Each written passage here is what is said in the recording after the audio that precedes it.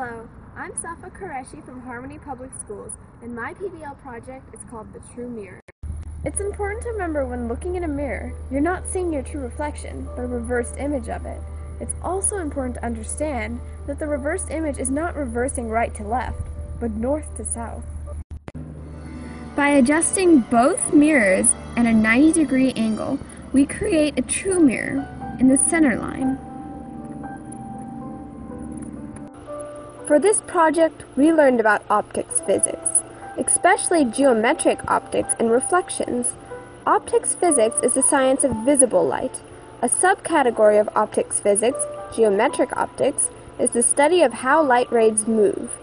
We also learned that when light reflects off a flat surface, it travels in a straight path away from the surface. When it faces a curved surface, there will be more or less space, depending on the way the surface is curved, causing the image to be stretched or compressed. When we look at the history of the true mirror, we first have to look at the mirror itself and the ancient roots it derived from. The very first mirrors were actually not solid, but liquid. They consisted of dark, still water that was kept in vessels.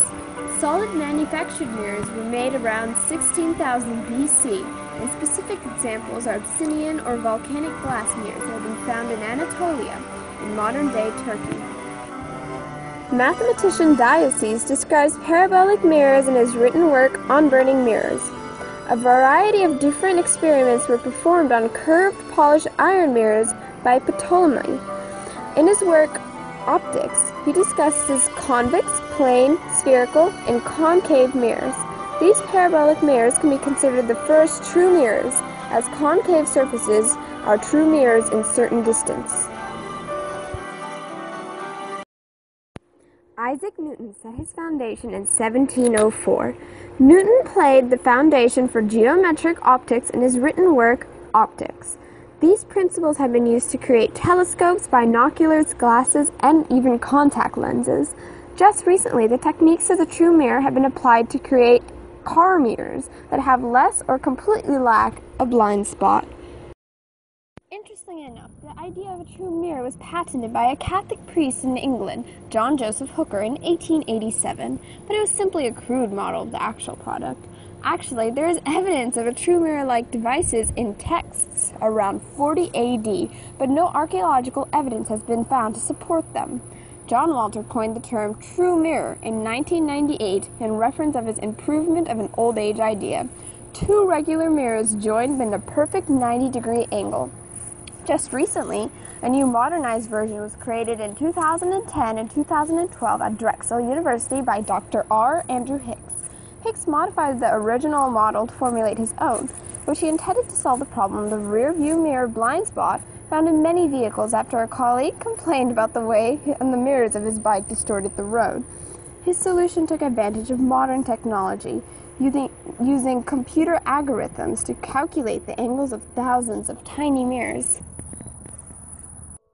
During the construction of our project, The True Mirror, we kept a journal. On day 1, we cut off all the excess flaps from the box. It then looked something like this. We then measured 3 inches from a corner, and then 3 inches from the opposite corner from its diagonal.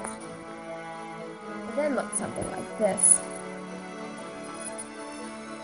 Day 2, we began to spray paint the box blue.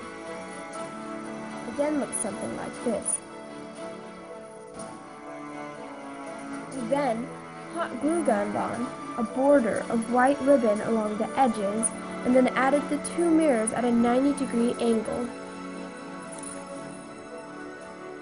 At the very end, we just added a shiny cloth and it was done for display.